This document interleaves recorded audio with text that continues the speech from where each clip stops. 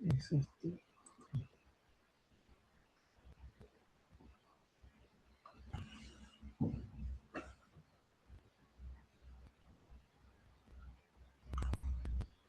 Hola, buenas tardes. Esperen un segundito.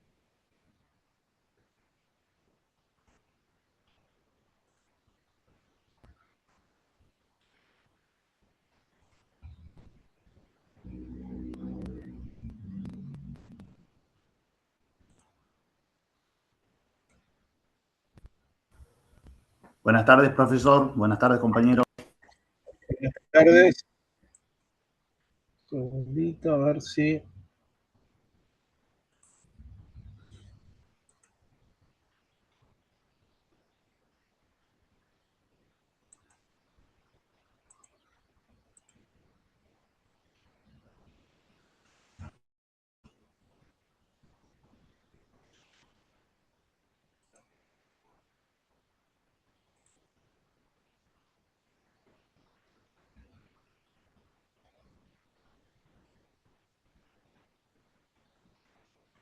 Voy a intentarla acá. Esperen un segundo.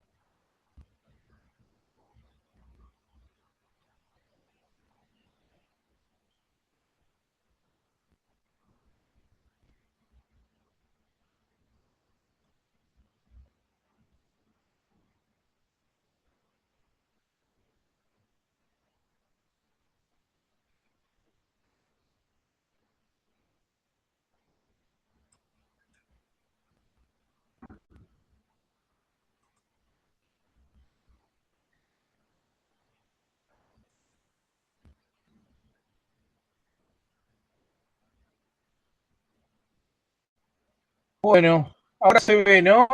La. ¿Y bien? Sí, profe, se ve, pero se escucha por ahí con alguna interferencia. Ah, bueno. Ahí vamos a intentar a ver. Eso ya debe ser de la señal, no de la computadora, imagino. Esperemos que funcione bien. Bueno, como siempre, igual el material que usamos en las clases, yo lo voy a compartir finalizada la clase en la plataforma, así que vayan prestando atención, tomando apuntes, pero va a estar el soporte de la presentación de la clase de hoy en la plataforma. Hoy vamos a ver las unidades 5, 6 y 7, que se refieren a derechos, en general, los derechos civiles en la unidad número 5, los derechos políticos en la unidad número 6 y las garantías en la unidad número 7. Yo le voy a dejar para este tema, le voy a dejar 3 presentaciones.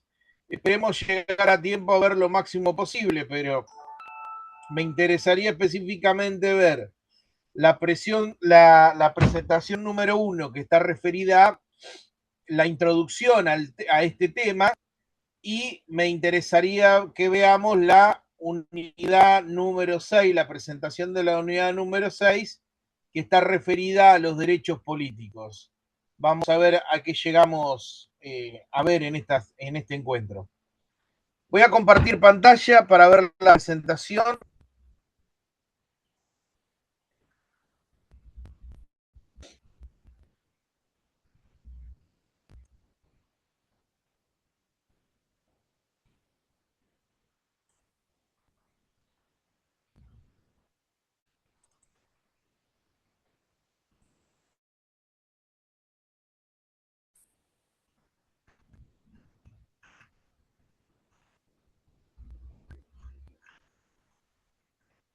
Bueno, ahí lo llegan a ver. Sí, profesor, muy bien.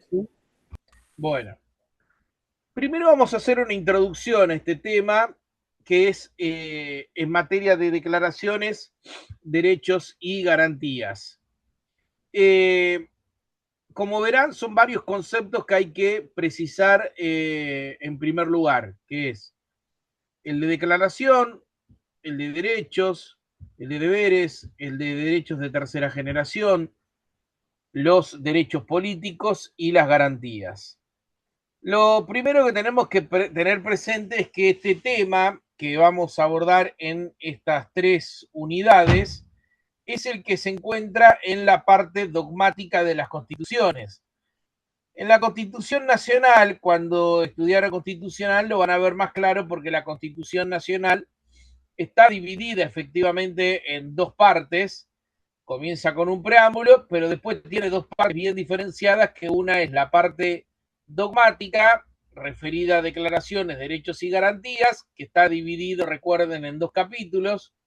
Uno es las declaraciones de derechos y garantías de 1853, con las reformas constitucionales que hubo hasta la de 1957.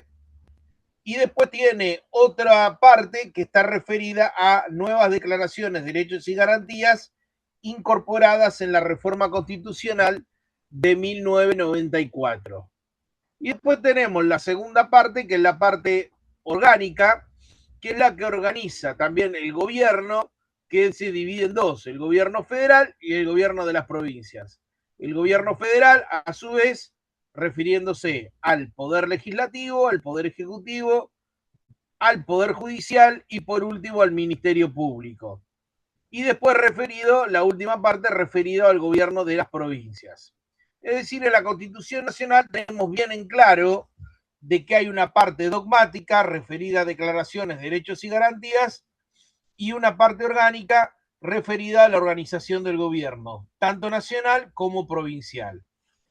Pueden encontrar ustedes en algunas constituciones provinciales que no está tan clara esta organización, porque hay constituciones que se dividen en capítulos, cada capítulo se van refiriendo a determinadas temáticas que quiere regular, establecer normas el legislador constituyente provincial, pero no necesariamente nos van a decir esta parte es dogmática o esta parte es orgánica o esta parte se refiere a declaraciones de derechos y garantías o esta parte se refiere a la organización del gobierno, sino que en algunas constituciones sigue en la organización de la Constitución Nacional y en la mayoría no. En la mayoría está organizada por capítulos, y donde vamos a encontrar capítulos que se refieren a la organización del gobierno, es decir, a la parte orgánica, y capítulos que se refieren a la parte dogmática, es decir, que regulan declaraciones, derechos y garantías.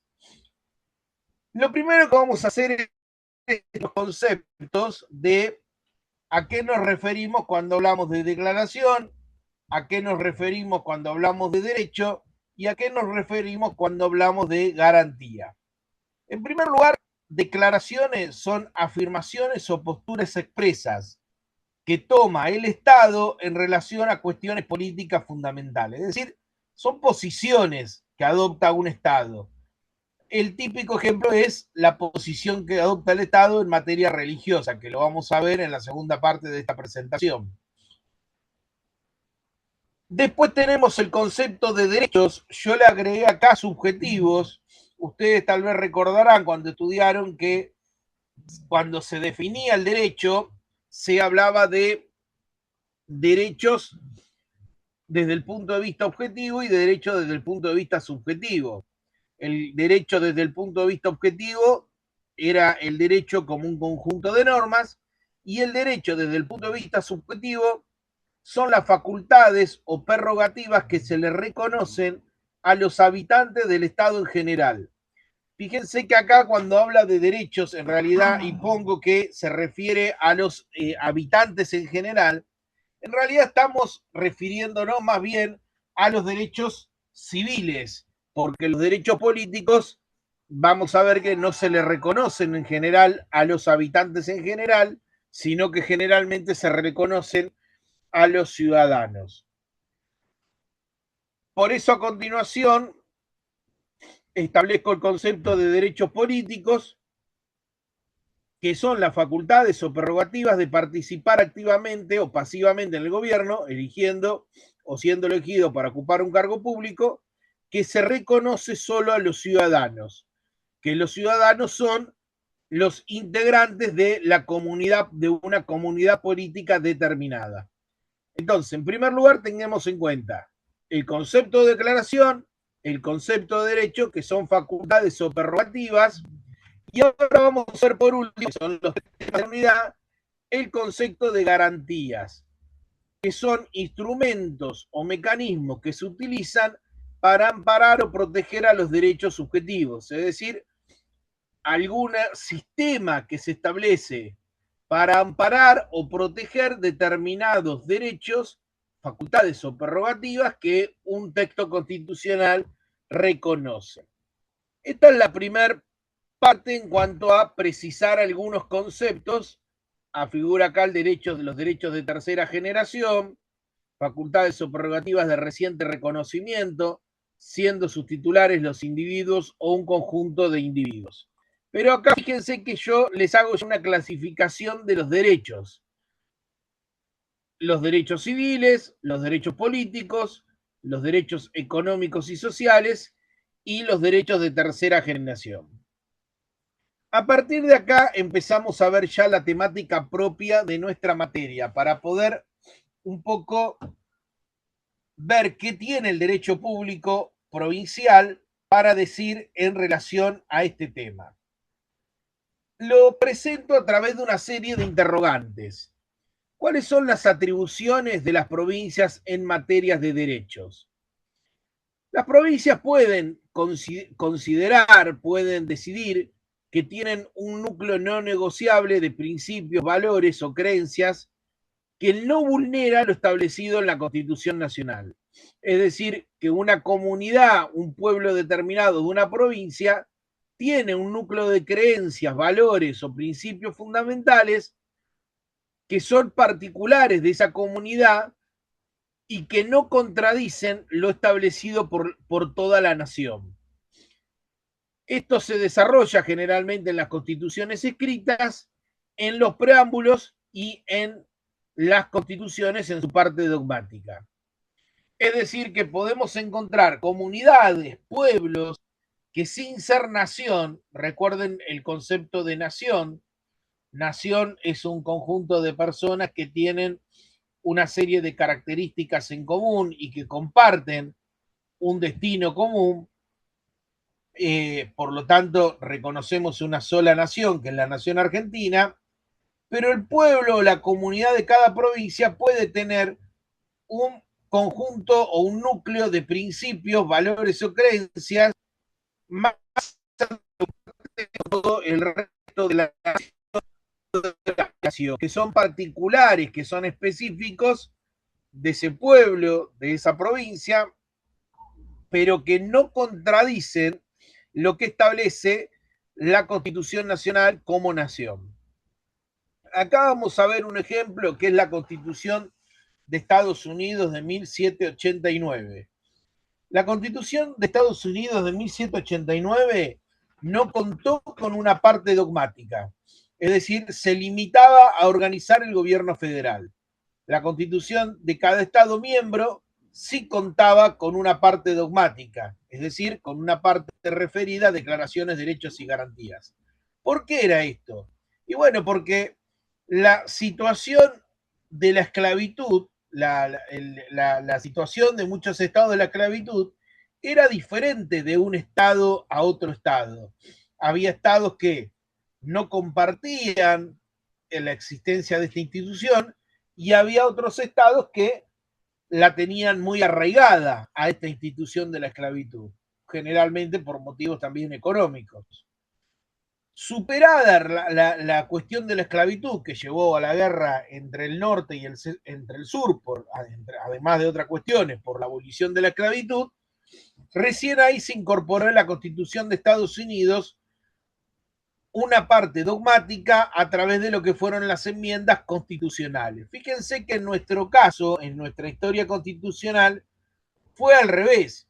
Es decir, rápidamente las provincias se pusieron de acuerdo en lo referido a una parte dogmática. La Asamblea Constituyente de 1813 ya había tratado este tema de declaraciones, derechos y garantías, estableciendo que no había prerrogativas de sangre, de nacimiento, e inclusive había decretado la libertad de vientres, estableciendo que todos los que nacieran a partir de este momento ya iban a ser libres, porque estaba la convicción clara de que la esclavitud no tenía que tener arraigo, no tenía que seguir profundizándolo en estas tierras. Entonces, lo que nosotros vemos como la Constitución norteamericana siguió un procedimiento inverso, porque en la Argentina lo que justamente no se pudieron poner de acuerdo es sobre la parte orgánica, cómo organizar un Estado. Por eso acá en esta siguiente placa pongo, no tuvo dificultad de incorporar a la Constitución una parte dogmática en la Constitución de 1853, porque en realidad ya inclusive el reglamento de libertad de imprenta de 1811, es decir, desde la Revolución de Mayo empezaron a existir diversos reglamentos de declaraciones, derechos y garantías que se reconocían a los habitantes en general.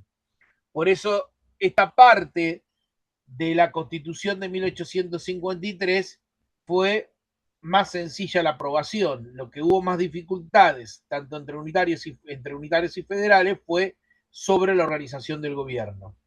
Es decir, muchos derechos ya se encontraban reconocidos desde la Asamblea Constituyente de 1813. ¿Se entendió hasta acá el tema, lo que estamos trabajando? Sí, profe, muy claro. Vamos bien todos, listo.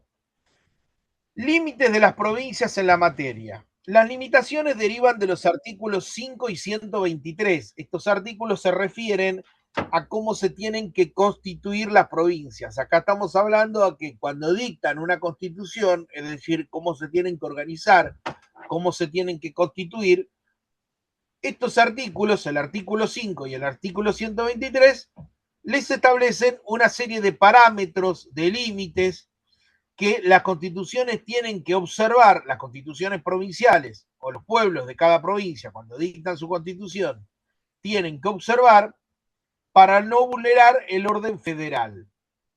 Lo primero que dicen estos artículos es: las provincias deben constituirse bajo la forma representativa y republicana, es decir, tienen que adoptar la democracia representativa, no podrían establecer la democracia directa como principio rector, como tampoco podrían establecerse como monarquías, como aristocracias. Es decir, la Constitución le dicen que sus gobiernos se tienen que organizar bajo la forma de la democracia representativa y las características de una república. Segundo punto que tienen que asegurar las constituciones provinciales es la administración de justicia. No hablan tampoco de un poder judicial y un poder judicial aparte. Lo que están diciendo es cada provincia tiene que asegurar la existencia de administración de justicia en sus territorios. El tercer punto, la educación primaria con gratuidad y equidad. El cuarto punto, la autonomía municipal. El quinto punto, de acuerdo a las declaraciones de derechos y garantías establecidos en la Constitución Nacional, que este va a ser el punto que nos interesa en esta unidad. Es decir, lo que la Constitución dice es que las provincias, cuando dictan su Constitución, tienen que estar en un todo de acuerdo con la parte dogmática que establece la Constitución Nacional. No pueden existir cláusulas en las constituciones provinciales que de alguna forma vulneren, contradigan lo que establece la Constitución Nacional en materia de declaraciones de derechos y garantías. Entonces, ¿pueden las provincias incluir en sus normas constitucionales declaraciones de derechos y garantías? Bueno, en principio, la Constitución Nacional no lo prohíbe, solo exige que estén de acuerdo a lo que dice la Constitución Nacional. Es decir, una provincia no podría, para dar un ejemplo muy absurdo, digamos, por lo manifiesta contradicción, sería reconocer la compra y venta de personas. Entonces, una constitución provincial no puede reconocer la compra y venta de personas como un contrato válido. Las constituciones provinciales anteriores a 1853, por una postura histórica de cómo se legislaba, contenían ya una parte referida a declaraciones de derechos y garantías. Nuevos interrogantes. ¿Es conveniente que las provincias dicten normas referidas a declaraciones de derechos y garantías? Acá les pido que presten atención a cuáles son algunos criterios más bien pragmáticos de qué es lo que tienen que observar las constituciones provinciales al respecto. En primer lugar, si no dicen nada, si las provincias omitirían una parte dedicada a declaraciones de derechos y garantías, en nada cambiaría la situación de los habitantes, ya que estos derechos se encuentran reconocidos en la Constitución Nacional como en los tratados internacionales incorporados a la Constitución. Es decir, que la única variación que existiría es que las constituciones provinciales también reconocerían ese derecho y tendrían en muchos casos un triple reconocimiento, un derecho. Es reconocido en tratados internacionales incorporados a la Constitución Nacional, es reconocido en la misma Constitución Nacional y sería también reconocido en la Constitución Provincial. Lo que sí es importante observar si las provincias pueden ampliar esas declaraciones de derechos y garantías, fundándose básicamente en características propias de ese pueblo, de esa comunidad, de una provincia determinada, sea por razones físicas, por razones sociales, por razones históricas. Cada región o cada provincia lo que podría hacer es ampliar las declaraciones de derechos y garantías que se reconocen en la Constitución Nacional. Pero acá hay que tener presente algunas cuestiones. Las provincias pueden ampliar, pero no desconocer o limitar las declaraciones de derechos y garantías reconocidos en la Constitución Nacional. Si lo amplían, debe considerarse la cuestión a la luz de la distribución de las atribuciones entre las provincias y el gobierno federal. Es decir, acá hay que prestar atención, ahora lo van a ver más claro con algunos ejemplos, que lo que reconoce la provincia sea algo que tiene facultad la provincia para inmiscuirse en ese tema, para tomar conocimiento de ese tema. ¿Por qué? Porque si se trata de una facultad o una prerrogativa que le reconoció a la nación, es decir, que le delegó al gobierno federal, no tendría que meterse la provincia a legislar sobre ese tema. Entonces, para empezar a dar un poco de forma a esto de qué facultades tienen las provincias en este tema. Si se trata de una garantía, prevalece la constitución provincial por la naturaleza de la materia procesal, que es un poder reservado por las provincias, y en tanto se trate de cuestiones cuyo juzgamiento corresponde a la jurisdicción ordinaria local, no federal. Es decir, en garantías, en principio, las provincias tienen que legislar sobre el tema porque específicamente la naturaleza de esa materia procesal es algo que le corresponde a las provincias. Habíamos dicho que las provincias tienen que garantizar la administración de justicia. Por eso las provincias dictan sus propios códigos procesales, en donde en ese código procesal, de alguna forma, reglamentan la administración de justicia, cómo va a ser el procedimiento en un juicio determinado que es competencia de la jurisdicción local. Pero también hay que tener en cuenta en este tema quién es el sujeto pasivo del derecho que reconoce la Constitución provincial. Si ese derecho que se reconoce a los habitantes, el sujeto pasivo, es decir, el obligado por el derecho, es el Estado provincial o un tercero. Recordemos que frente a todo derecho hay un titular del derecho y un obligado por ese derecho. Como toda obligación, es una facultad que tiene un acreedor de reclamar determinado comportamiento de un deudor. Bueno, en otros términos estamos hablando quién es el que va a ser obligado o el sujeto pasivo de ese derecho que la Constitución provincial reconoce. Entonces, si el sujeto pasivo es el Estado provincial, es decir, el que va a estar obligado por el derecho que se reconoce, es el Estado provincial, la norma va a ser absolutamente válida. Por ejemplo, porque es una obligación que el Estado provincial se estableció a sí mismo. Ejemplo, la Constitución de la provincia de Córdoba estableció en materia de jubilaciones la movilidad, la proporcionalidad y agregó la irreductibilidad de las jubilaciones. O que no va a haber ningún beneficio especial para la provincia o los municipios cuando sean perdiciosos en un juicio y se pueden embargar sus fondos.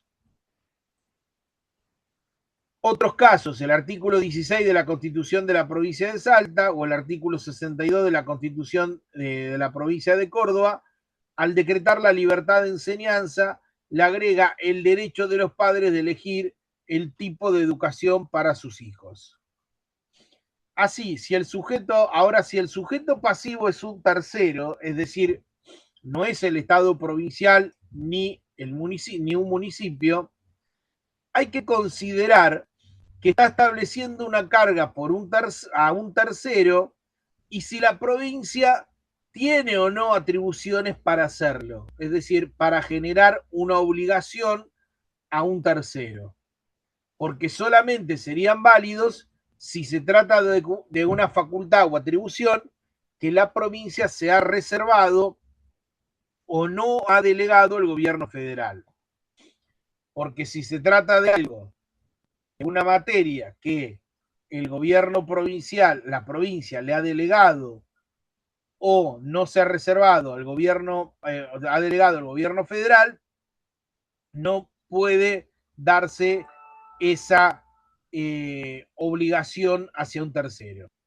Acá tienen algunos ejemplos para poder ver bien claro el tema. Fíjense lo que dice. Reconocer una constitución provincial, el derecho de una mujer a abortar. Estamos hablando, no si el aborto, si la legislación, lo que dice la legislación nacional actual. Estamos hablando, una provincia podría reconocer este derecho. Cuando es una cuestión regulada por el derecho de fondo civil y penal, es una atribución del gobierno federal, es decir, no podría legislar la provincia en esta temática porque el gobierno federal es el que se reservó la legislación de fondo civil y penal para decidir este tema. La Constitución de Córdoba, en su artículo 44, establece una jornada laboral de 42 horas semanales. A lo mismo, la atribución de dictar una ley sobre jornada de trabajo es una atribución del gobierno federal, quien a través del Congreso de la Nación dicta una ley sobre jornada laboral. Por lo tanto, las provincias no pueden legislar sobre un tema que le han delegado al gobierno federal. Tal vez lo podría hacer para sus propios empleados provinciales y municipales, pero no para un empleo, un contrato de trabajo en relación de dependencia privado, porque ahí es una materia que el gobierno provincial le ha delegado al gobierno federal. O la Constitución de Santa Cruz y Neuquén, que amplían el fuero sindical a no ser perseguido ni arrestado. Lo mismo, es una materia donde la legislación le corresponde al gobierno federal. Jurisprudencia. Se ha declarado la inconstitucionalidad del artículo 58 de la Constitución de Córdoba, que declara inembargable la vivienda única del deudor, alternando el régimen del Código Civil en materia de obligaciones. Es decir, si el Código Civil va a ser el que va a legislar sobre las atribuciones del acreedor sobre el patrimonio del deudor en materia de obligaciones. Por lo tanto, no puede la legislación provincial inmiscuirse en este tema que expresamente se ha delegado al gobierno federal. Postura de Pedro Frías, acá para hacer una conclusión. No deberían reproducir las constituciones provinciales derechos que le han delegado para garantizar la supremacía de la ley. ¿Qué quiere decir este punto? Las provincias no tendrían que escribir nada, no tendrían que decir nada sobre lo que le han delegado al gobierno federal para garantizar la supremacía de la ley federal, es decir, supremacía de la Constitución Nacional. Segunda postura del doctor Frías en este tema.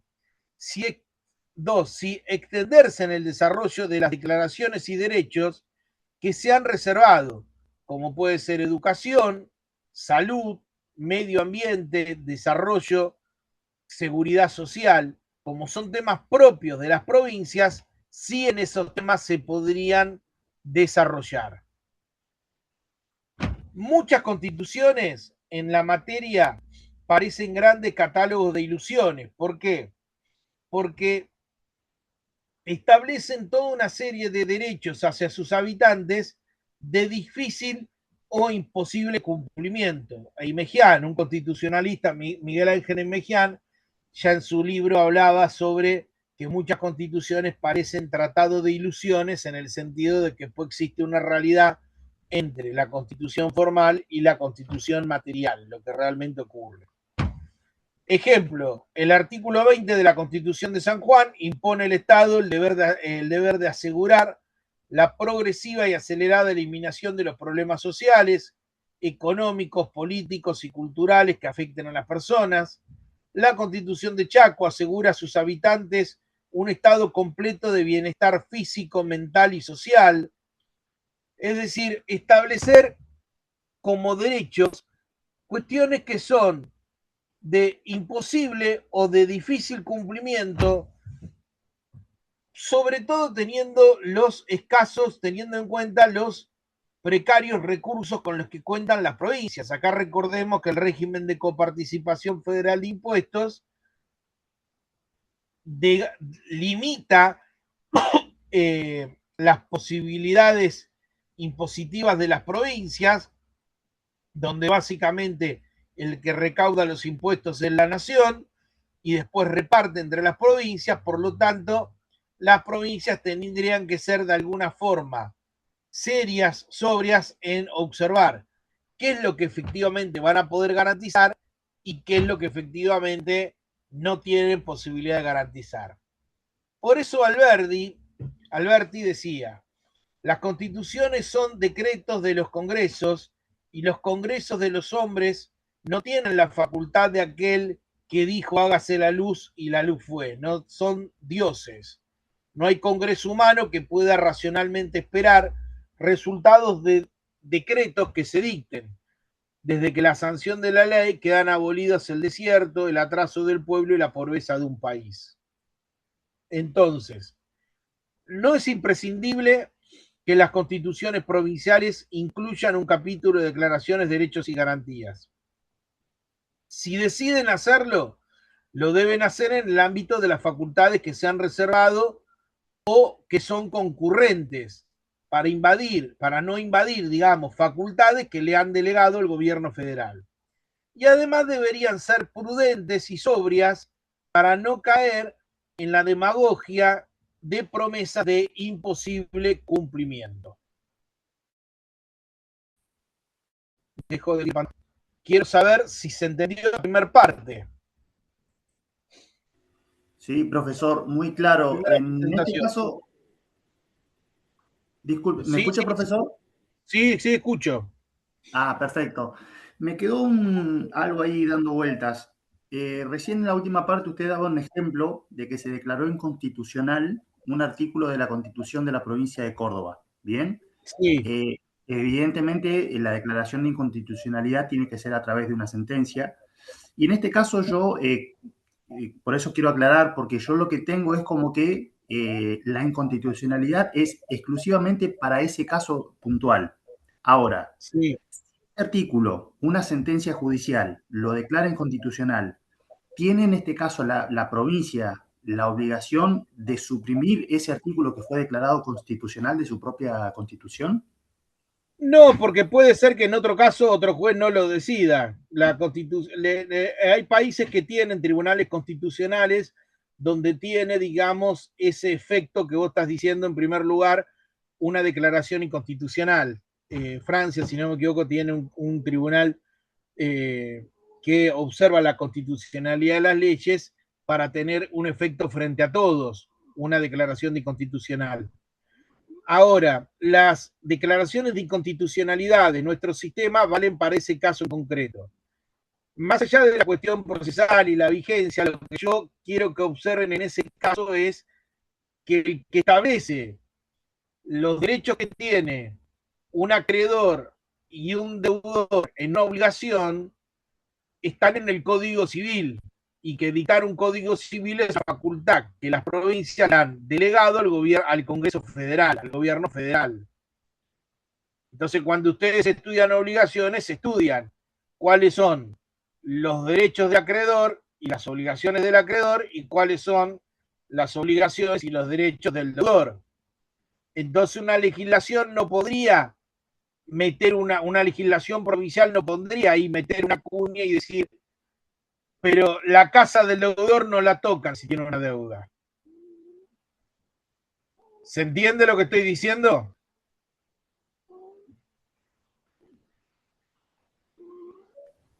Sí, Claro, profesor. el orden de prelación de las leyes, ¿se entiende?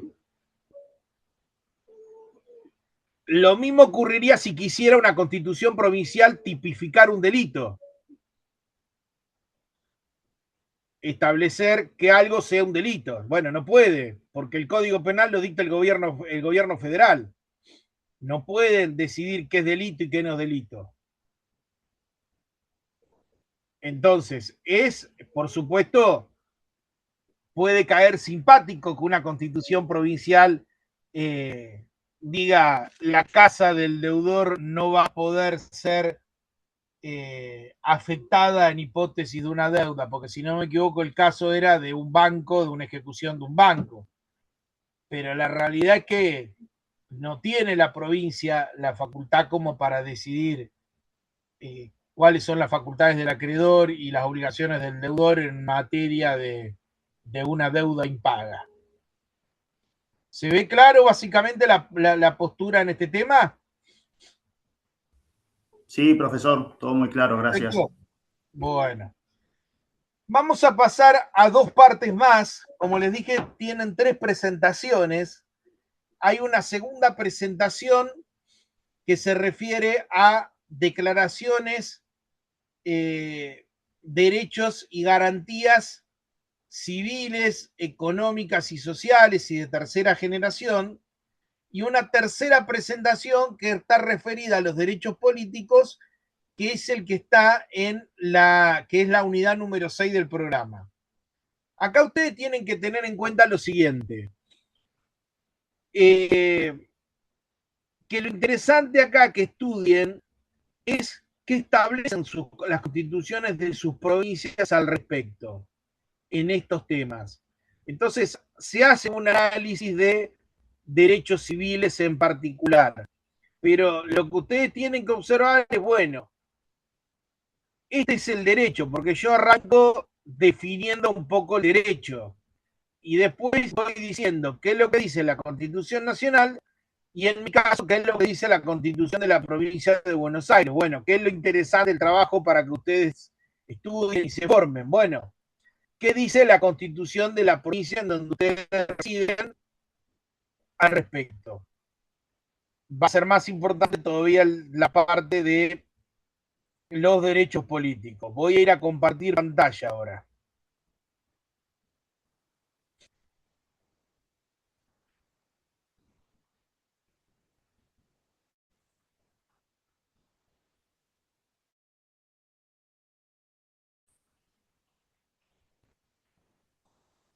Bueno, ¿se ve la nueva pantalla? Sí, profesor, se ve Sí, sí, bien. se ve, sí. Perfecto, bueno. Derechos y deberes en las constituciones provinciales. Vamos a empezar a ver esta temática. Recordemos entonces acá de vuelta. Las provincias pueden omitir pronunciarse sobre el derecho, pueden reconocer el derecho en los mismos términos que en la Constitución Nacional, pueden mejorar ese reconocimiento en relación a lo que establece la Constitución Nacional, y por último, pueden incluir derechos no reconocidos expresamente en la Constitución Nacional. Entonces, vayamos al primer caso. Las creencias y cultos. Lo primero a considerar es qué posición adopta el Estado provincial como persona jurídica en materia religiosa. Acá estamos hablando entonces, en este primer punto, como declaración, no como derecho. Es decir, toma el Estado provincial alguna postura en materia religiosa. Básicamente acá tienen que tener en cuenta que hay tres posibilidades generalmente en este tema. Es decir, la materia religiosa como declaración, como postura que toma el Estado frente al hecho religioso. La primera postura es establecer que se sostiene una religión determinada, es decir, colaborar con el sostenimiento de una religión determinada, generalmente en nuestro país, la religión católica, apostólica y romana. La segunda posibilidad que un Estado provincial tiene es adoptar una religión oficial, cosa que es un paso más que colaborar con el sostenimiento. Es decir, esta es la religión oficial del Estado. Muchos justamente están en contra de esta posibilidad porque el Estado, como persona jurídica, no tendría esta posibilidad de tener una religión. Pero bueno, segunda postura sería la religión, adoptar una religión como oficial. Y la tercera posibilidad, la neutralidad en materia religiosa, es decir, no ser neutral o no pronunciarse al respecto. Esto en cuanto a la declaración. Vamos ahora al plano del reconocimiento del derecho. En el plano individual es la facultad del ser humano de tomar posición en materia religiosa y de conducirse de conformidad con la decisión adoptada. Es decir, facultad prerrogativa que tiene la persona de tomar una posición frente al hecho religioso y de conducirse conforme a lo que decidió. Entonces tiene esta libertad religiosa dos aspectos. Uno, un aspecto interno, que es la libertad de conciencia. No intervenir coactivamente en materia religiosa, es decir, que nadie sea obligado a adoptar libertad, en materia religiosa una posición determinada. Pero tiene un aspecto externo que se refiere generalmente a la libertad de culto, la otra se refiere a la libertad de conciencia y esta se refiere a la libertad de culto, que es básicamente expresar la creencia en materia religiosa que se encuentra limitada por el orden público, la moral y los derechos de un tercero. Entonces, ¿cuál sería el ejemplo para esto? ¿Puede una persona creer en la existencia de un Dios que le requiere para rendirle culto la realización de sacrificios humanos?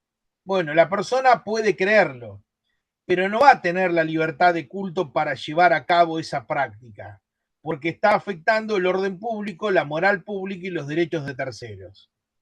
Entonces, si ustedes observan cómo se legisla en la Constitución de la provincia de Buenos Aires este tema. Dice, artículo 7, reconoce el derecho inviolable del hombre a rendir culto a Dios según los dictados de su conciencia. Acá estamos hablando de la libertad, como había dicho en el aspecto interno, la libertad de conciencia. Artículo 8. Establece que este derecho queda sujeto a lo que prescribe la moral y el orden público. Habría que agregar y a los derechos de un tercero, porque estamos hablando acá de la libertad de culto, la faz externa de este derecho, el aspecto externo, que bueno, cuando se ejerce esta libertad religiosa no puede de ninguna forma afectar la moral pública, el orden público, los derechos de un tercero. Y en el artículo 9, fíjense que dice, se obliga al gobierno provincial a cooperar en el sostenimiento del culto católico, apostólico y romano. No adopta una religión oficial. Lo que establece es una cooperación del Estado provincial a favor del culto católico, apostólico y romano. Cosa que no implica que después, por legislación ya particular, se colabore con otro culto. Lo que estamos hablando es que tiene rango constitucional, porque recordemos que la Iglesia Católica tiene un reconocimiento ya en el Código Civil como persona jurídica pública. Sigamos con otro derecho. Vamos, lo que va haciendo esta presentación es estableciendo los derechos y observando que establece una legislación provincial, una constitución provincial determinada, que es la provincia de Buenos Aires, sobre este tema. Entonces acá dice, Miguel Ángel Padilla, un reconocido tratadista de derecho constitucional y derechos humanos, dice, la facultad que tiene el hombre de desenvolverse ejercitando sus derechos individuales de un modo consciente y autónomo bajo la garantía de la ley. Este derecho se encuentra regulado por el principio de legalidad, que nadie está obligado a hacer lo que la ley no manda, ni privado de lo que ella no prohíbe. En la Constitución de la provincia de Buenos Aires se establece en su artículo 10, se reconoce que todos los habitantes de la provincia son por su naturaleza libres. A la igualdad, el derecho a la igualdad. La Corte Suprema de Justicia entiende que la igualdad jurídica es tratar por igual a los que realmente están en las mismas circunstancias. Es decir, tratar por igual a los que están en iguales condiciones, en igual situación. Si a una persona que tiene una discapacidad se le otorga un beneficio, tratar por igual sería que a otra persona que también tiene una discapacidad también se le dé el beneficio. Pero no sería violentar el derecho a la igualdad que una persona que no tiene ninguna discapacidad no se le dé ese beneficio porque una y otra no están en las mismas condiciones. También la igualdad tiene que ser no solamente de derechos, sino también que tiene que ser de oportunidades. El artículo 16 de la Constitución Nacional es el que regula este tema, el que establece los principios de este tema, que dice que en la nación argentina no admite prerrogativas de sangre, ni de nacimiento, ni títulos de nobleza, ni fueros personales, y la condición para el acceso al empleo público no es otro que la idoneidad. También establece la igualdad en materia de cargas públicas y de impuestos.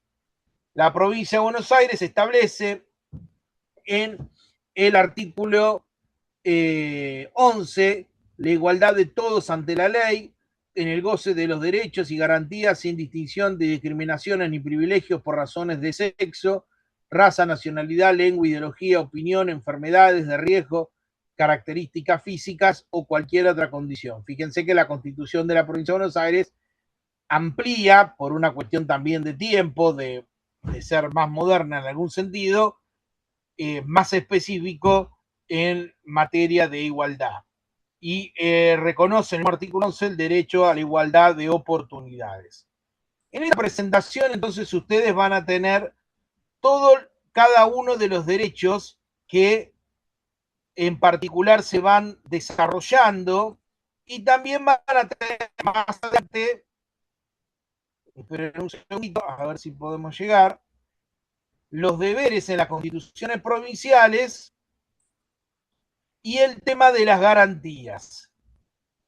Todos estos temas les pido por favor que los observen de esta presentación.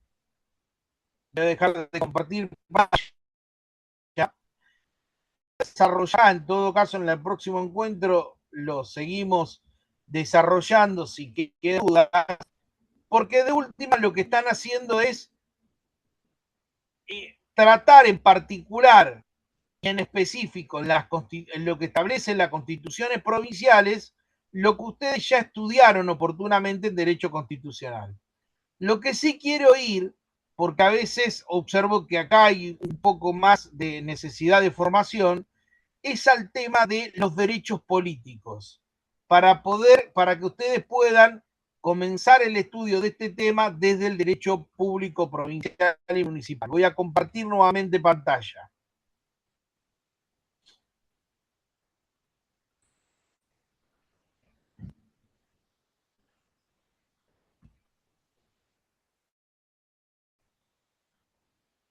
Bueno, ¿se ve la pantalla? Sí, profesor, se ve bien. Bueno, entonces van a tener Sí, una sí, se ve tercera bien. presentación, que sería la unidad número 6 del programa, que se refiere a los derechos políticos en las provincias argentinas. Acá tienen una serie de material de estudio que yo desarrollo para que ustedes tengan en cuenta, y la legislación sobre la que tienen que estudiar, que yo acá me refiero a la Constitución, a la legislación de Buenos Aires, pero ustedes tendrían que buscar la legislación específica en esta materia en la provincia en la que residen. Entonces, voy a resumir esta parte porque es lo que ya veníamos trabajando. Vamos a pasar acá en la partir de la presentación 5, de la pantalla 5, que dice que en esta materia había que comenzar distinguiendo el término nacional, extranjero, habitante y ciudadano, que muchas veces la legislación confunde. Es decir, cuando se legisla, no es lo mismo decir nacional, extranjero, habitante o ciudadano. A veces hay que un poco descubrir a qué se está refiriendo el legislador, pero el legislador tendría que ser específico cuando utiliza cada uno de estos términos. Cuando hablamos de habitante, hablamos de una persona que permanece transitoriamente o permanentemente, se encuentra en el territorio de Argentina, sin importar su nacionalidad.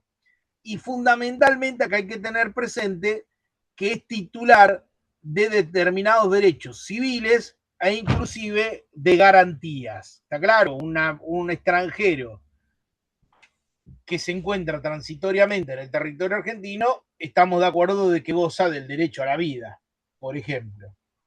Entonces, habitante es el que permanentemente o transitoriamente se encuentra en el territorio argentino. Cuando hablamos de nacional, en cambio, estamos hablando de aquellas personas que integran la comunidad política argentina. ya sea porque nacieron en el territorio argentino, porque optaron o porque se nacionalizaron. Recuerden que, ¿quiénes son nacionales? Bueno, los nacionales son los que nacen en este territorio, pero también son nacionales los hijos de argentinos nacidos en el extranjero. Y también pueden ser nacionales los extranjeros que voluntariamente decidan incorporarse a la nacionalidad argentina a través de la renuncia de su anterior nacionalidad, salvo que exista convenio de doble nacionalidad, y adoptan la nacionalidad argentina. Le corresponde al Congreso Federal dictar leyes sobre nacionalidad con arreglo al principio de la ciudadanía natural, es decir, que en principio es todos los que nacen en el territorio argentino son argentinos.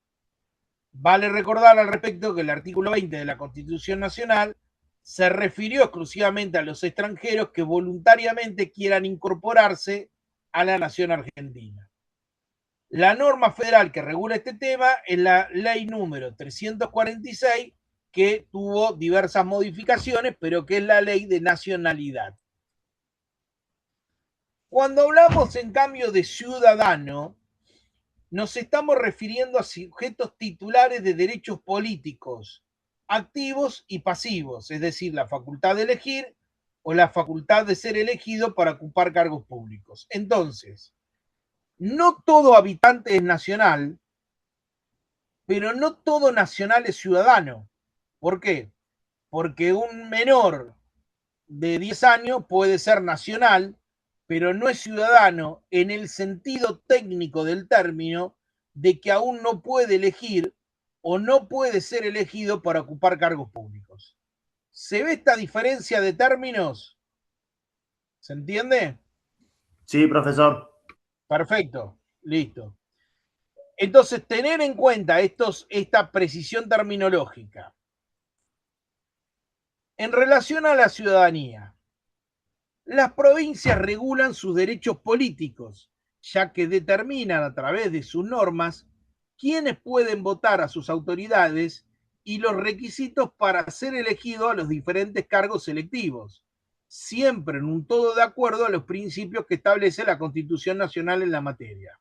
Es decir, podría una constitución provincial, por ejemplo, reconocerle derechos políticos a los extranjeros. Esto quiere decir no los extranjeros que se analizaron, los extranjeros que permanecen en la condición de extranjeros. Se entiende también acá, extranjeros que permanecen en esa condición, sin embargo, la legislación provincial podría reconocerle determinados derechos políticos. Por ende, contamos con un código electoral federal o nacional y cada una de las provincias dictará para sí su propia norma al respecto, es decir, cada provincia tiene su propia ley o código electoral que rige para la elección de sus autoridades provinciales y municipales. Es decir, si ustedes estudian el código electoral federal, van a observar que rigen la legislación específica para la elección del cargo de presidente y vicepresidente de la nación, diputados nacionales y senadores nacionales. En arreglo, por supuesto, ese código electoral federal, en arreglo a lo que establece la Constitución Nacional. Bueno, cada provincia establece cuáles son los requisitos para ser gobernador, vicegobernador, diputado provincial o senador si tiene una legislatura bicameral, o intendente o concejal de un municipio, en arreglo a su propio código electoral. En relación a los partidos políticos, hay una ley nacional de partidos políticos que establece las condiciones para un partido político nacional.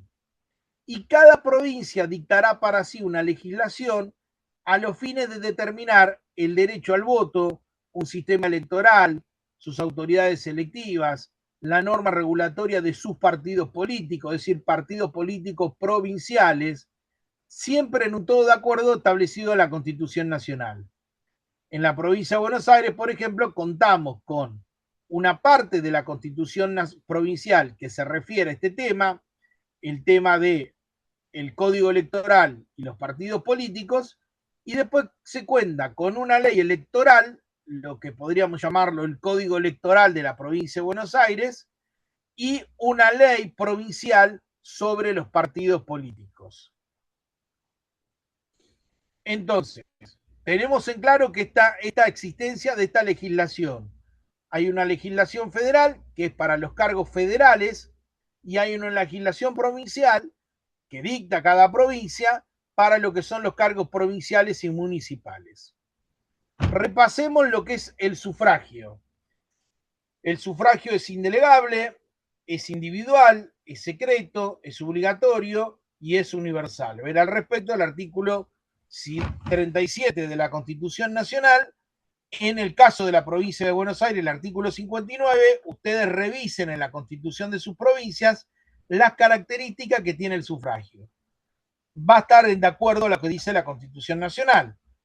Va a ser indelegable, no se puede delegar, el ciudadano no puede delegar el voto a otra persona, es individual, es secreto, es obligatorio y es universal. Una persona, un voto. Concepto. ¿Qué entendemos por sufragio? La manifestación de la voluntad individual que tiene por finalidad concurrir a la formación de una voluntad colectiva o popular, sea para determinar a los titulares de determinados cargos o roles concernientes al gobierno de una comunidad, sea para decidir asuntos concernientes a ella, que sería en el caso de la democracia semidirecta, es decir, lo que es el voto.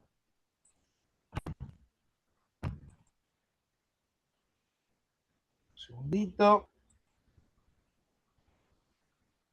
Derecho a ser elegido, derecho electoral, derecho político pasivo. Es el derecho que tienen las personas para, o facultad o prerrogativa, para postularse a ocupar determinado cargo público. Recordemos que en primer lugar hay que cumplir los requisitos que establece la legislación para poder ocupar ese cargo. Generalmente las constituciones provinciales establecen una serie de requisitos. Ahora bien, la parte más compleja de este tema siempre está referida a los sistemas electorales. Acá no vamos a analizar los sistemas electorales de todas las provincias en particular. Yo lo que voy a hacer acá es explicar brevemente qué es un sistema electoral y los diferentes sistemas electorales, los sistemas electorales más importantes que se reconocen en doctrina. ¿Qué sería importante? Bueno, que se estudie la constitución de cada provincia a los fines de poder determinar en forma clara cuál es el sistema electoral que esa constitución designó, optó para la elección de un determinado cargo en el gobierno.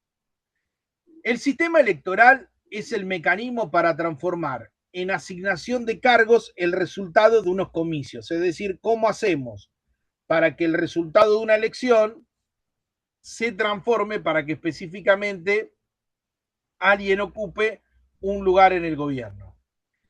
El acto electoral produce un resultado que se expresa en la cantidad de votos obtenidos por cada lista, candidato o fórmula, pero lo que hay que decidir con el sistema electoral es cómo se asignan los cargos, la lista que ganó se le asignan todos los cargos, cómo se establecen las mayorías y las minorías.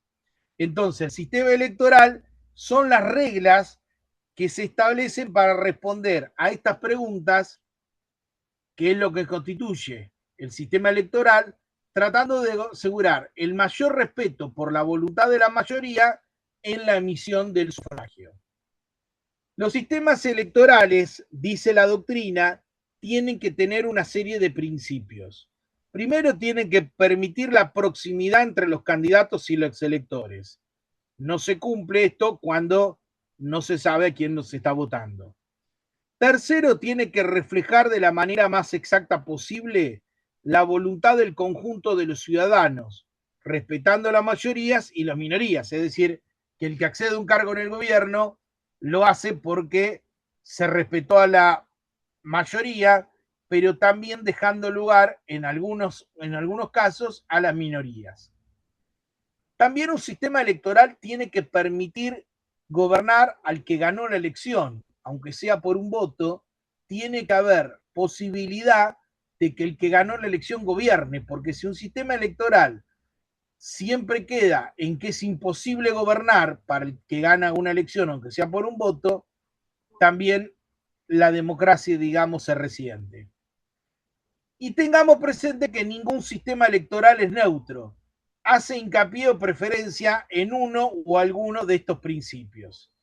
Es decir, cuando se asegura el gobierno de la mayoría que un partido pueda gobernar, se corre el riesgo de la sobrerepresentación de esa mayoría, y otros sistemas en cambio, respetan a las minorías con la imposibilidad de llevar a cabo después una acción de gobierno. ¿Cuáles son los sistemas electorales que generalmente reconoce la doctrina?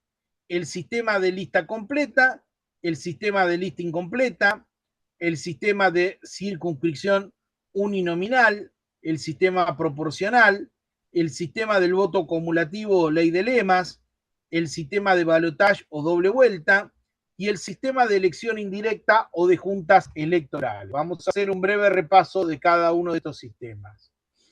El sistema de lista completa, cada ciudadano vota por la totalidad de vacantes de los cargos que tiene el distrito. Los candidatos de la lista ganadora, a simple mayoría de votos, obtienen todos los cargos en disputa. Tiene el riesgo de una representación de la lista ganadora. Imaginémonos acá en una elección en la que se están eligiendo 10 diputados, 20 diputados. Bueno, en el sistema de lista completa, el que gana la elección se queda con los 20 bancas. Entonces, en el sistema para elegir cargos legislativos, parecería que este sistema no es bueno, porque se corre el riesgo de una sobrerepresentación de la mayoría. Gana alguien por un voto y se queda con las 20 bancas. Tal vez sí, por ejemplo, es el sistema que adopta la provincia de Buenos Aires para la elección de un cargo ejecutivo, en donde el que sacó más votos gana y ocupa el cargo porque de alguna manera hay que permitir ocupar el cargo ejecutivo, cuando el cargo no es colegiado, digamos. Después está el sistema de lista incompleta. En el sistema de lista incompleta, para evitar lo que se produce en el sistema de lista completa, se dice que el que gana se queda con las 2/3 partes de los cargos y el que sale segundo con el tercio restante. Fíjense que el sistema de lista incompleta es el que se utiliza para la elección del senador del Senado de la Nación, cuando se vota para el cargo de senador nacional en cada provincia. Recuerden que se votan, cada lista tiene 2 titulares y suplentes. ¿Por qué? Porque el que ganó la elección, cada provincia tiene 3 senadores. El partido que ganó la elección tiene 2 senadores y el partido que salió segundo se queda con un senador. El que salió tercero para abajo no tiene representación en el Senado. ¿Se entiende hasta acá los dos sistemas? Sí, profesor. Perfecto, va. Bueno, vayamos a otro sistema. Sistema de circunscripción uninominal. En este sistema, cada distrito se subdivide en tantas circunscripciones como vacantes sean necesarias para cubrir, y los ciudadanos de cada circunscripción votan por un solo candidato, ganando en la circunscripción el candidato más votado en cada una. Es decir, imaginémonos que tenemos una provincia y tenemos que elegir 20 diputados. Bueno, dividimos la provincia en 20 circunscripciones y a cada circunscripción le va a corresponder una banca de diputados. Bueno, el que gana la elección, se queda con esa banca por esa circunscripción. ¿Cuál es la ventaja de este sistema? Bueno, que va a haber seguramente una mayor proximidad y respeto por una plataforma entre el ciudadano y el que es elegido, porque tiene que obtener el voto de esa región. Ahora, ¿cuál sería la desventaja? Y que se puede caer que partidos políticos que salgan segundo en toda la provincia, en cada circunscripción, y por lo tanto sean el partido político que más votos obtuvo, no tengan ningún diputado, es decir, en una sobrerepresentación de las minorías. Ese es el riesgo de este sistema. Tiene un riesgo y tiene un beneficio. Sistema proporcional. Este sistema, que utiliza mucho las matemáticas, lo que hace es divide el total de votos válidos obtenidos de cada partido por 1, por 2, por 3, por 4, hasta llegar al total de bancas que se deben cubrir. Una vez obtenidos los resultados de esas divisiones, se encolumnan cada cifra de mayor a menor, con independencia al partido al que pertenece, hasta llegar al número de bancas a cubrir. Acá se presentan dos variables. Una sería que la última cifra sea la cifra repartidora y los votos que obtuvo cada partido se lo dividen por la cifra repartidora y el resultado es la cantidad de bancas que obtienen. Y la otra variable es que la cantidad de un partido político ingresó en esa lista de cifras incolumnadas es la cantidad de bancas que puede obtener. Este sistema dicen que es el que tiene de una forma más exacta posible la representación de las mayorías y de las minorías. En este cuadro lo van a poder ver claro. Ven que dicen sistema de elecciones parlamentarias.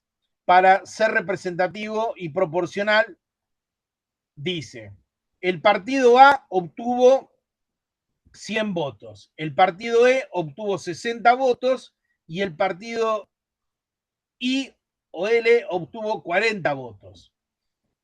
Como son 5 cargos lo que hay que cubrir, fíjense que a los 100 votos se lo divide por 1, por 2, por 3, por 4, por 5 y a los 60 votos del partido E se lo divide también por 1, por 2, por 3, por 5. Y lo que hacen que son elegidos es, la primera cifra que aparece es de 100, que es del partido A. La segunda cifra que aparece es de 50, que también es del partido A. La tercera cifra que aparece es de 60, que es del partido E. El partido sigue después la cifra de 40, que es del partido I. Y por último la de 33, que es del partido A. Entonces el partido A obtuvo 3 bancas, el partido E obtuvo 2 bancas y el partido I obtuvo 1 banca. ¿Se entiende el sistema proporcional? Sí, de algún modo se entiende, pero bueno, creo que llevado a la práctica es la mejor forma de ir aprendiéndolo, ¿no? Claro, yo les pongo este cuadro porque me parece que lo explica mejor para completar la explicación. Por eso elijo el cuadro de esta imagen para que quede más claro. Profesor, Sistema de voto. Sí, dígame. no, es una consulta. Ese es el sistema que se utiliza justamente para la elección de diputados nacionales, ¿cierto? Sí, exacto. Lo que vuelvo a repetir, es interesante que ustedes, una vez que comprenden cada sistema, puedan después ir a la constitución de su provincia y cuando leen cómo se elige en la constitución provincial y en su código electoral o ley electoral provincial, cuál es el sistema que se adoptó para la elección de un cargo, puedan identificar, este es el sistema de lista completa, este es el sistema de lista incompleta, o este es el sistema de proporcional. ¿Se entiende esto? Es decir, lo puedan identificar. Intenten hacer ese proceso, digamos. Yo les diría más bien que tengan claro en doctrina cada uno de estos sistemas y después lean las leyes en la materia de la provincia para poder identificarlo, qué es lo que se estableció en la provincia al respecto. Sistema del voto acumulativo o ley de lemas consiste en reunir en una misma elección interna de cada partido la elección general. Cada partido político puede presentar varios lemas, lemas y sublemas, y cada ciudadano vota por un lema y un sublema, es decir, voto a este partido y a tal lema de este partido. Y acá gana el partido que obtiene más votos, no al lema, al sublema más votado, sino que el partido que sacó más votos es el que gana la elección, independientemente que haya existido un lema particular de otro partido que haya sido el más votado. El sistema de doble vuelta, este sistema es el que se estableció en la Constitución Nacional en 1994, que en realidad es un sistema de los países unitarios, no de los países federales. ¿Por qué? Porque se cuentan, ahora lo vamos a ver cuando lo vean claro, cuando vean el sistema de elección indirecta. Porque este es un sistema de elección directa y la idea es que todo el país es un solo distrito electoral en donde se van a contar los votos afirmativos y válidamente emitidos obtenidos por cada partido, los votos afirmativos y válidamente emitidos, es decir, no se cuentan los votos nulos ni la gente que no fue a votar, y gana en una primera vuelta aquel candidato más votado que hubiera obtenido más del 45% de los votos afirmativos y válidamente emitidos, o obtenga más del 40% de los votos afirmativos y válidamente emitidos y una diferencia de 10 puntos con el segundo. Para que queden claros, supongamos que hay 100 electores, 50 no van a votar y votan solamente 50, por lo tanto. De esos 50, si 25 votan por un partido político determinado, ese partido ganó, ese candidato de ese partido ganó la elección en primera vuelta porque es el 50% de los votos afirmativos y válidamente emitidos. ¿Se entendió esto? ¿Se ve Sí, claro? profesor. Clarísimo, listo. ¿Por qué le digo que este no es el mejor sistema para un Estado federal? Y bueno, básicamente no es el mejor sistema porque pasan a ser más importante el distrito o la provincia con mayor cantidad de habitantes. La provincia que no tiene muchos habitantes casi no tiene ninguna gravitación en la elección del presidente, o tiene muy poca gravitación. Imaginémonos que hay municipios de la provincia de Buenos Aires que pueden ser mucho más importantes que toda una provincia. El sistema original que tenía la Constitución de 1853, que fue el que rigió hasta la reforma constitucional de 1994, es el que establece el sistema de elección indirecta o de juntas electorales, que es un sistema muy similar al que se al que se utiliza en la Constitución de los Estados Unidos de Norteamérica. En este sistema, la elección de los electores es indirecta, ya que no elige el candidato que va a ocupar el cargo, sino que elige a un cuerpo colegiado delegando esa soberanía al efecto de que este cuerpo elija a las personas que van a ocupar el cargo.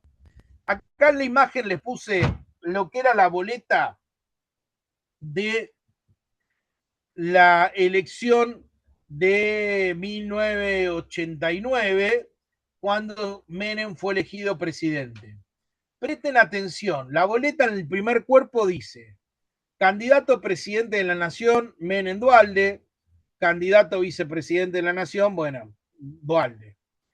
Y fíjense que abajo dice electores titulares, y esta es la boleta de la provincia de Buenos Aires. ¿Quiénes son los que en ese colegio electoral van a ir por la provincia de Buenos Aires a elegir el que va a ser el presidente de la nación? Después van a estar también los electores de cada una de las provincias que van a formar un colegio electoral y van a ser los que en definitiva van a elegir al presidente de la nación. Pero en este sistema, que es el que generalmente siguen los estados federales, todas las provincias van a tener alguna incidencia más o menos importante, según seguramente la población de la provincia, en ese colegio electoral, y por lo tanto es muy importante hacer campaña y obtener los votos de cada una de las provincias. ¿Se ve claro esto? ¿Se entiende? Sí, profesor, en este caso entiendo que quizá a usted le tocó votar bajo esta modalidad. Eh, ¿Cuál fue originalmente el fundamento para modificar justamente este sistema electoral y para elegir justamente el actual de doble vuelta? Sí, te digo la verdad.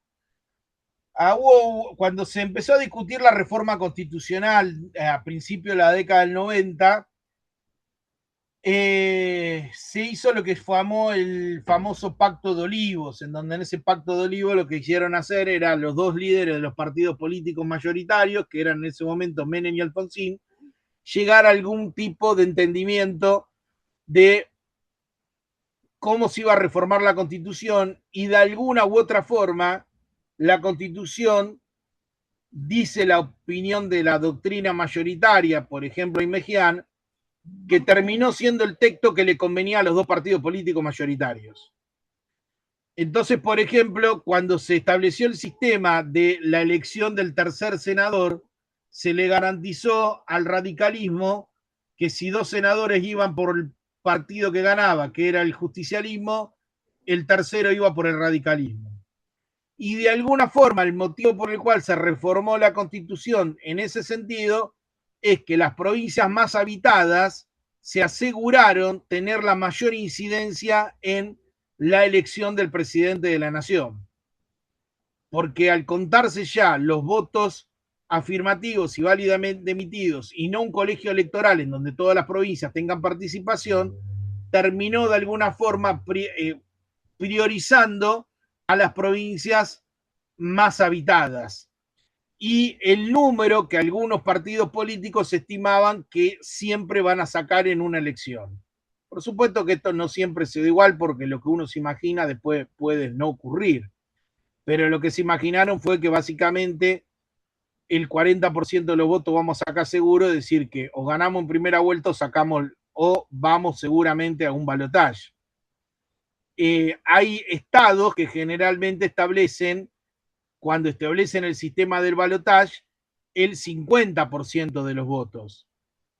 Entonces, el 50% de los votos, lo que llevaba a una segunda vuelta en estos casos era que después se realicen acuerdos de gobierno a los fines de que el que gane la elección sea fruto de alguna coalición importante. Entonces, supongamos, había un partido que salía primero, otro que salía segundo, pero ninguno obtenía el 50% de los votos.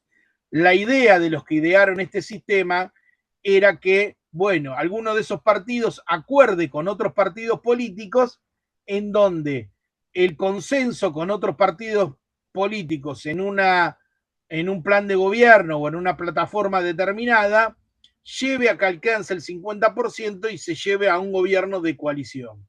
¿Se entiende lo que dije? Sí, profesor, muy claro. Igual nos ilustra Perfecto. también como argentino, ¿no? Muchas gracias. Claro, exactamente. Por último, van a tener un punto referido en la presentación a los partidos políticos. Acá tengan en cuenta lo que establece la legislación provincial, porque recuerden que no todos los partidos políticos son nacionales. Hay partidos políticos que son provinciales. Bueno, los partidos políticos provinciales tienen la facultad o municipales tienen la facultad prerrogativa de presentar candidatos políticos, presentar candidatos para ocupar los cargos políticos a nivel provincial o municipal. Ahora, cuando un partido político es nacional, además de poder presentar candidatos en estos niveles, también pueden presentar candidatos para el gobierno federal, para los diferentes cargos federales. Mario Justo López define a los partidos políticos como una asociación cuyo principal objetivo es tener y ejercer el poder del Estado, en nuestro caso nacional, provincial o municipal, por medio de sus representantes. Fines de los partidos políticos: encauzar la voluntad política del pueblo, que no está estructurada, es decir, darle alguna forma a la voluntad política del pueblo; educar a los ciudadanos para la responsabilidad política, debiendo ser una escuela de democracia, esto en la hipótesis que los partidos políticos tengan algún nivel de apertura; La selección de los cuadros de dirigentes que deben gobernar, también es importante la democratización, por lo tanto, de partidos políticos para que efectivamente cumplan esta función de elegir a los dirigentes que van a gobernar, proyectar la política de gobierno de la oposición en su caso. En función de estos objetivos, los partidos políticos podrán ser funcionales o disfuncionales al sistema democrático, representativo y republicano. Los partidos políticos, a su vez, pueden clasificarse en de doctrina, lo que los aglutina es una doctrina determinada, o partidos políticos de cuadro, partidos políticos verticales o centralizados, etc. El artículo 38 y 59, el 38 de la Constitución Nacional y 59 de la Constitución Provincial de Buenos Aires, en este caso, regula ese tema, pero observen cada una la Constitución de su provincia. Este material, vuelvo a repetir, igual lo van a tener en la plataforma para poder después verlo en concreto. ¿Se entendió el tema de los derechos políticos? Sí, profesor, todo muy claro. Perfecto. Bueno, ¿alguna duda en estos temas que vimos?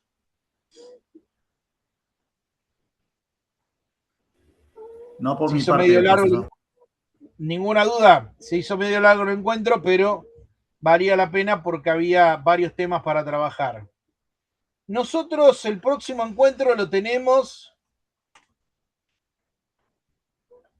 el 11 de mayo, que va a ser, vamos a trabajar sobre el poder legislativo, el poder ejecutivo y el poder judicial. Y después ya el 18 tienen el parcial. Lo que sí vamos a ver es que ya a partir de mayo tengan disponible el trabajo práctico que tienen que entregar el día del parcial, para que tengan esos 20 días para prepararlo, tengan los primeros 15 días de mayo para prepararlo.